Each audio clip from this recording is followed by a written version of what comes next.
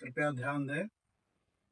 कल तक मैंने आप सभी श्रोताओं को अंगुलीवल डाकू जो था वो बीहड़ में तथागत सम्यक संबुद्ध से वार्ता कर रहा है।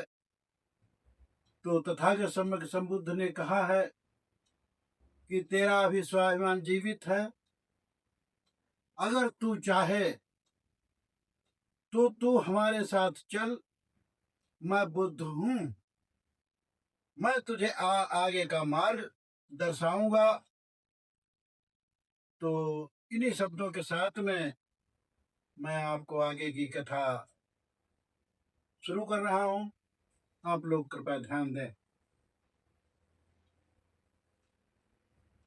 कि कहिए अहिंसक ना चिंता करऊ, अब हम हैं बुद्ध ध्यान तुम धरऊ, पाप कर्म तुम करना छोड़ो, अब स्वाभिमान से नाता जोड़ो, भाई बहन सब एक समाना, अब ऊंच नीच का भेद मिटाना।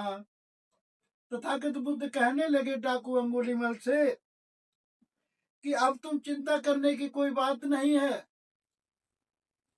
आप सारे पाप कर्म छोड़ दो और अपना स्वाभिमान को पहचानो।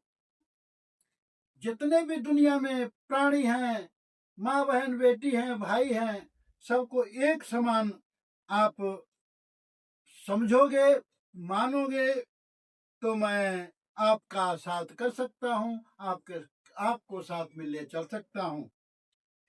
अब तुम चलो हमारे साथ, अब संग मिलाई सुनामई गाथा, डाकू साथ बुद्ध ले लीना, अब भिक्षु संग आदेश दे दीना, संस्कार विधि सब अपनायो, अब अंगुलीमल को साथ मिलाओ। तथागत सम्यक संबुद्ध ने उस डाकू अंगुलीमल को अपने साथ में लिया और जाकर के भिक्षु संघ में पहुंच गए, जहां भिक्षु संघ ठहरा हुआ था। भिक्षुओं को आदेश दिया कि इस डाकू का विधिवत तरीके से संस्कार करो, इसका मुंडन करो और सारी विधियां अपनाओ और इसको संघ में मिलाओ। कि सिर मुड़वाई चीवर पहनाया, अब अंगुलीमल श्रमण कहलाया, सुने प्रवचन ध्यान लगाई, अब मार्ग विपसना लिया अपनाई। जैसे ही उसका सिर मुंडन हुआ, तथागत बुद्ध ने चीवर दिया।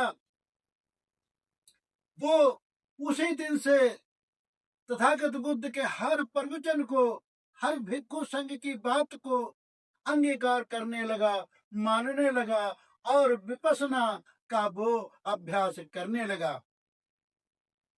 कि ज्ञान ध्यान में समय लगाता, अब दिन और रात लीन हो जाता। उसने इतना अध्ययन करने लगा कि विपसना में लीन हो गया, प्रवचन को बड़े ध्यान से सुनता था, उस पे अमल करता था। उसने सारे नियम जो थे भिक्षु संघ के, सारे शेरों का पालन करने लगा और अपनी दिनचर्या में रात दिन वो है लीन हो गया। इधर क्या होता है कि डाकू अंगुलीमाल से वाद भिक्षु बन जाए, राजा प्रसेनजित की चिंता बढ़ती जाए। इधर क्या होता है कि जैसे अंगुलीमाल डाकू को तथागत बुद्ध ने भिक्षु संघ में मिला लिया, इधर राजा प्रसेनजित जो थे श्रावस्ती में, अपने जितने भी उनकी प्रजा थी रोज आती थी, उलाहना करती थी, बहुत परेशान थे। तो इधर क्या होता है श्रावस्ती में राजा प्रसेनजित की तरफ कि हाहाकार क्षेत्र में मचई, अब घर से बाहर कोई न निकलई। चौपट पड़े खेत खलिहाना, अब बकरी भेड़ न जाई चराना। रोज रोज फरियाद सुनाए, अब करऊ पाई गुहार लगावे। उधर क्या होता है कि सारी जनता त्राही त्राही कर रही है, कोई खेत खलिहान सब चौपट पड़े हैं। यहाँ तक कि पशु भेड़ बकरियों का भी लालन पालन नहीं कर पा रहे हैं, क्योंकि खेत खलिहान जा ही नहीं रहे हैं उसके डाकों के भय से। तो रोज रोज फरियादी जो है वो राजा प्रसेनजीत के पास आते हैं और अपनी विनय सुनाते हैं कि प्रसेनजीत पर जा दुख देखे, अवहोदेदार बुला कर परखे। डाकू अब तक क्यों पकड़ा नहीं, अब सेनापति बतावऊ ताही। हाथ जोड़ी सेनापति बोलई, अब करे उपाय फेल भय सबई। जैसे उन्हें अपने सेनापति और फौज के ओहदेदार लोगों को बुला करके राजा प्रसेनजीत कहने लगे कि भाई क्या बात है, क्यों इस डाकू अंगुलीमल को अभी तक पकड़ा क्यों नहीं गया, क्यों नहीं वो मारा गया। तो दो दिन सेनापति कहने लगा हमने बहुत उपाय किए हैं महाराज, लेकिन वो काबू में आता ही नहीं है किसी के, कि ना कोई बस चलता है मेरा, अब बीहड़ जंगल बहुत घनेरा।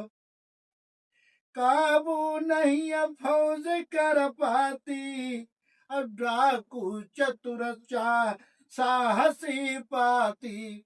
अरे हमारी फौज भी फेल हो रही है, इतना बीहड़ है, जंगल है, घना है कि वो कहीं न कहीं छुप जाता है, पता ही नहीं चलता है। हमारी सेना बेबस हो गई है साहब। कि सोच विचार राजन ने की ना, अब सेनापति आर्डर दे देना।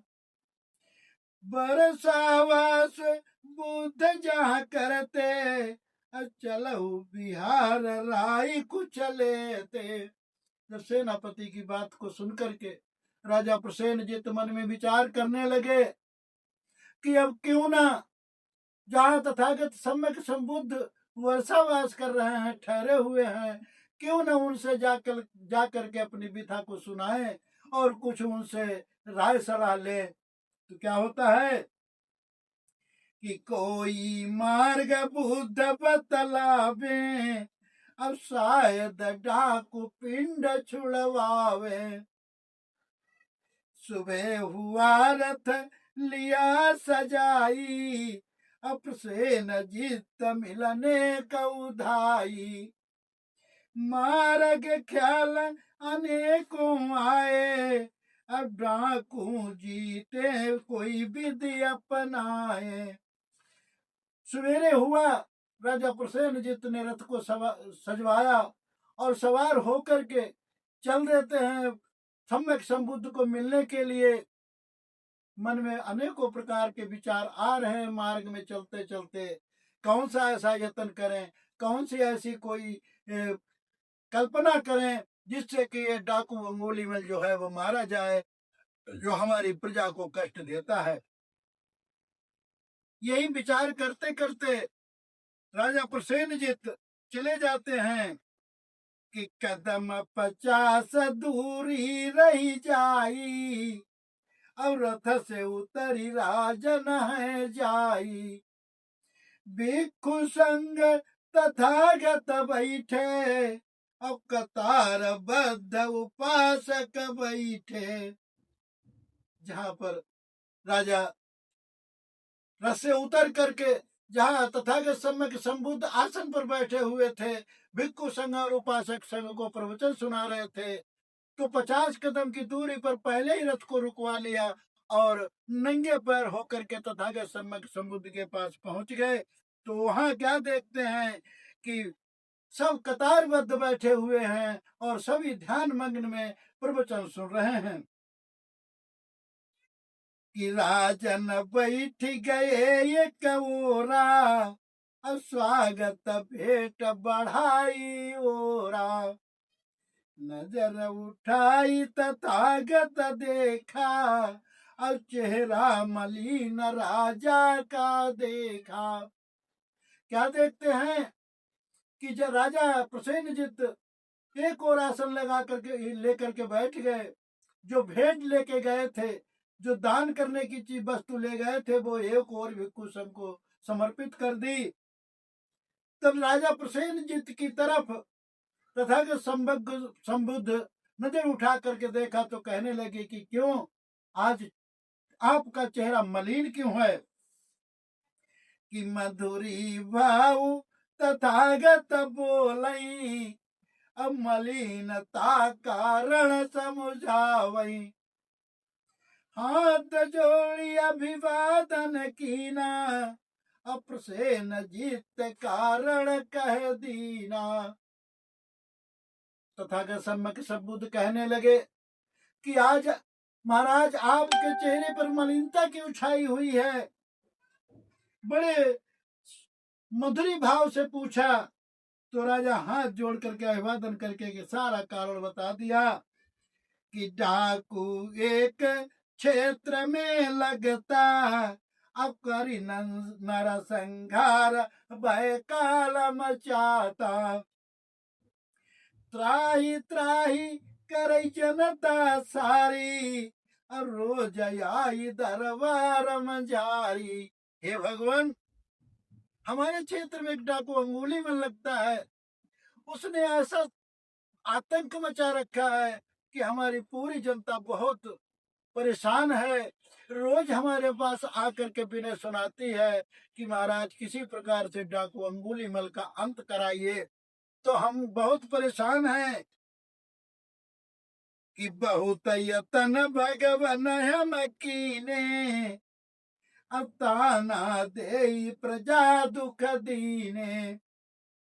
भगवन कोई मार्ग बतलाओ, अब डाकू से मुक्ति दिलवाओ। बुद्ध कही एक बात बताना, और राजन सत्य वचन फरमाना। जब सारी विधा राजा प्रसेनजित ने भगवान बुद्ध को बताई तो भगवान बुद्ध कहने लगे कि हे राजन, अगर मैं आपको की समस्या का हल कर दूं तो आप क्या हमको कोई वचन दे सकते हैं? तो राजा ने वचन देने के लिए हामी भर दी। तो इन्हीं शब्दों के साथ में आगे क्या कहते हैं राजा प्रसेनजित के बारे में, तो इन्हीं शब्दों के साथ में अगले भाग में कल हम आपको बताएंगे। इन्हीं शब्दों के साथ में सभी को साधुवाद करता हूँ।